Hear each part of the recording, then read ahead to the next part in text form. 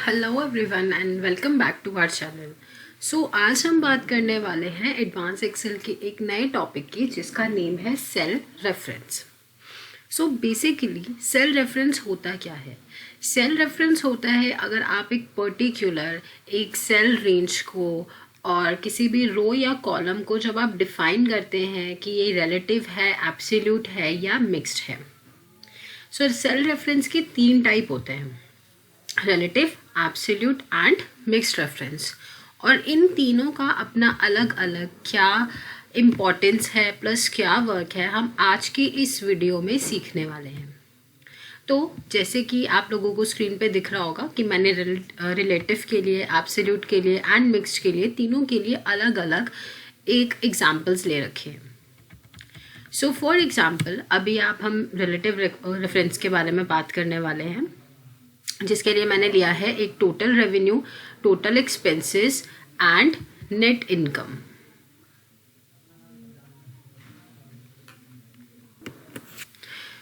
Basically अब हमें net income निकालनी है, तो उसके लिए हम क्या करते हैं, रेवेन्यू में से माइनस करते हैं हम एक्सपेंसेस को, तो then what we have our net income, जो कि उससे माइनस करके आ जाती है। एंड बाकी 2 आंसर्स के लिए हम क्या करते हैं, जो आज तक हम करते आए हैं, हम करते हैं इसे कंट्रोल डी फॉर डाउनफिल। अब जैसे हमने डाउनफिल किया, हमारे पास बाकी 2 आंसर्स आ चुके हैं। ये चीज़ जो हम कंट्रोल डी करते हैं, ये हमारा वर्क करता है एज अ रिलेटिव रेफरेंस। कैसे वर्क करता है और इसे हम रिलेटिव रेफरेंस क्यों कहते हैं? तो जैसे ही हमने फर्स्ट एंट्री के अंदर रेवेन्यू में से एक्सपेंसेस को माइनस किया, दैट इज जो कि आपके H14 एंड I14 पर स्टैंड करते हैं। तो H14 में से जब हमने I14 को माइनस किया एंड हम जब ट्रैक कर रहे हैं, तो सेकंड वाले एंट्री को रेफरेंस मिल गया कि उसे भी सेम स्टेप वही करना है जो फर्स्ट एंट्री ने किया है। उन्होंने भी H15 में से I15 को माइनस किया एंड लास्ट H16 में से I16। बेसिकली जब आप एक रिलेटिव एक सीधा रेफरेंस देते हैं कि हमें इस वैल्यू में से उस वैल्यू को माइनस करना है, या हमने पूरे अपने डेटा के अंदर एक ही पर्टिकुलर फॉर्मूला के साथ चीज़ करनी है, जैसे आपने मार्कशीट में करा, अटेंडेंस शीट में करा, प्रोडक्ट शीट में करा, उस कंट्रोल डी को हम कहते हैं relative reference. Now moving on, second आता है हमारे पास एब्सोल्यूट। अब एब्सोल्यूट के लिए क्या है, जैसे मैंने यहाँ पे कुछ 4 स्टूडेंट्स के नाम लिए हैं एंड उनको 100 में से मार्क्स दिए हैं एंड मुझे इनकी एक परसेंटेज निकालनी है। सबसे पहले हम परसेंटेज निकालेंगे। आपने टोटल नंबर सिलेक्ट किए यहाँ से and divided by total number of subject, जो कि हमारा एक ही है, एंड आई वांट कि आप इस 100 को सिलेक्ट करें and then multiply by 100।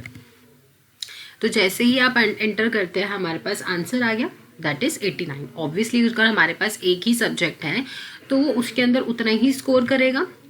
And then for rest of the students हमें क्या करना है, कंट्रोल डी। जैसे ही मैंने कंट्रोल डी किया, बाकी आंसर्स बिल्कुल गलत आ रहे हैं। अब सेकंड का आंसर जो कि 87 होना चाहिए था बट आ रहा है 97, देन 65 होना चाहिए था, 92 होना चाहिए था, बट तीनों गलत आ रहे हैं। अब ये क्यों आ रहे हैं? हम 97 वाले अगर इस आंसर पर डबल क्लिक करके देखते हैं तो वो 87 को डिवाइड कर रहा है 89 से, जबकि उसे किससे करना चाहिए था, 100 के साथ। 100 एक ऐसी चीज़ है जो आपके पूरे डेटा में क्या रहेगी, कॉमन रहने वाली है। प्लस उस 100 को आपको अपने उसी सेल के अंदर क्या करना रहेगा, फिक्स करना रहेगा with the help of F4। जब हम एक चीज़ को अपने उस प्लेस पे फिक्स कर सकते हैं F4 के साथ, जो कि डॉलर्स के साइन आ जाते हैं, दैट इज़ कि आपका I कॉलम एंड 21st रो क्या हो चुकी है, बिल्कुल फिक्स हो चुकी है। अब इसको चेंज नहीं हो सकता, ना चेंज हम कर सकते। इस चीज़ को हम बोलते हैं एब्सोल्यूट रेफरेंस। क्यों? क्योंकि वो आपके पूरे डेटा में एक तो कॉमन रहने वाली है, प्लस वो अपने उस सेल पे, अपने उस एड्रेस पे I21 पे क्या हो जाएगा, बिल्कुल फिक्स हो जाएगा। इस चीज़ को हम बोलते हैं absolute reference. Now moving on, अब हमारे पास आता है मिक्स्ड रेफरेंस। अब मिक्स्ड, अब ये 2 चीज़ों का मिक्सचर रहेगा, that is relative reference and absolute reference. Obvious सी बात है, अब इसके अंदर आपका क्या है, कुछ चीज़ें हम फिक्स करेंगे, कुछ चीज़ें हम अनफिक्स्ड करेंगे। लेट्स से कि मे बी एक पॉइंट ऑफ टाइम पे हमें रो अनफिक्स करनी पड़ेगी, एक पॉइंट ऑफ टाइम पे हमें कॉलम अनफिक्स करना पड़ेगा, या दोनों को नहीं करना. सो इट्स डिपेंड हमारे पास क्या क्राइटेरिया है. सो अभी मेरे पास कुछ नंबर हैं लाइक 10, 20, 30, 40, 50 एंड 1 to 5. अब मुझे क्या करना है, इसे क्रॉस मल्टीप्लाई करना है. लेट्स से 10 into 1 तो 10, 20, 30, 40, 50. Same with 20, 40, 60, 80, 100 and so on. So इस चीज़ की हेल्प के साथ हम क्या करेंगे, एक हमारे पास डेटा आ जाएगा स्टिल 50 तक.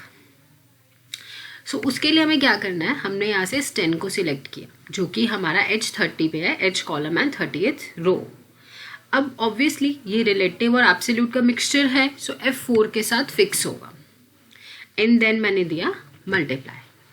अब H मेरा क्या है, कॉलम, एंड 30th मेरी क्या है यहाँ से, रो. सो अब हमें इस पॉइंट ऑफ टाइम पे ये एनालाइज करना है कि आपको कॉलम को फिक्स करना है या रो को फिक्स करना है. ठीक है, अब हमारे पास H कॉलम है एंड 30th रो है. अगर हम देखें इस पूरे कॉलम के अंदर 10 से लेकर 50 तक एक ही कॉलम में है, that is your H column. But अगर हम इसी पॉइंट ऑफ टाइम पे अगर लेफ्ट हैंड साइड देखते हैं तो रो नंबर हमारे चेंज हो रहे हैं. जैसे 30th पर 10 है, देन 31st पे हमारा 20 है, 32, 33, 34, 35 एंड सो ऑन.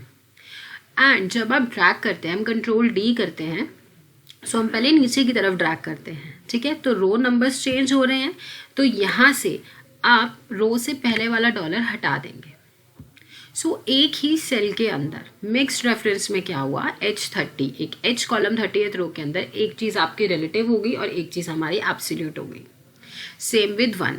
अब मैंने इस 1 को सिलेक्ट किया, F4 के साथ फिक्स. अब I मेरा कॉलम है यहाँ पे और 29th मेरी क्या है, रो है. अब इसके अंदर क्या चीज़ इंक्रीमेंट हो रही है हमारी, क्या कॉलम्स आगे इंक्रीज हो रही हैं या हमारी रो आगे इंक्रीज हो रही है. सो इफ हम अगर एनालाइज करें, सो I इसके अंदर हमारा 1 है, देन J में 2, फिर K, L, M. सो जो बाकी नंबर्स हैं वो डिफरेंट कॉलम्स में हैं, लेकिन अगर आप लेफ्ट हैंड साइड पे देखेंगे रो नंबर तो वो एक ही रो है, that is your 29.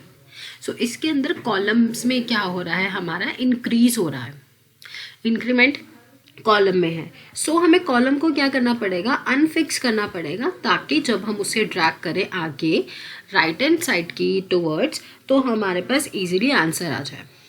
So first वाले केस में क्या हुआ था, H30 में हमने रो को अनफिक्स किया था.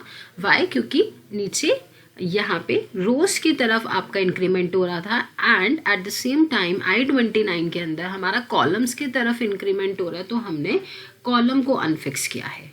Then enter. तो आप देख रहे हैं यहाँ पे 10 आ चुका है.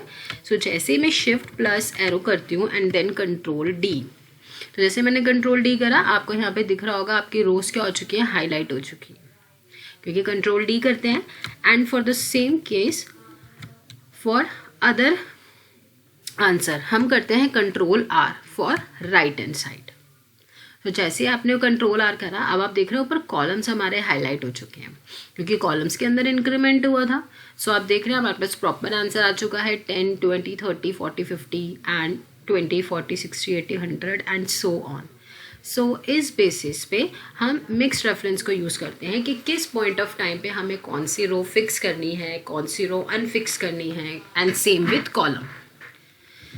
एंड इस चीज़ का हम अपनी बहुत सारे एक्सेल के वर्क में यूज़ कर सकते हैं जब हमें ये चीज़ें देखनी है एनालाइज करके कि कहाँ पे हम अगर for example conditional formatting use कर रहे हैं तो कहाँ पे आप रो को करना चाहते हैं, कहाँ पे हम कॉलम को करना चाहते हैं. सो आज की हमने क्लास में सीखा है relative, absolute and mixed reference के बारे में. आई होप आपको ये समझ में आया होगा.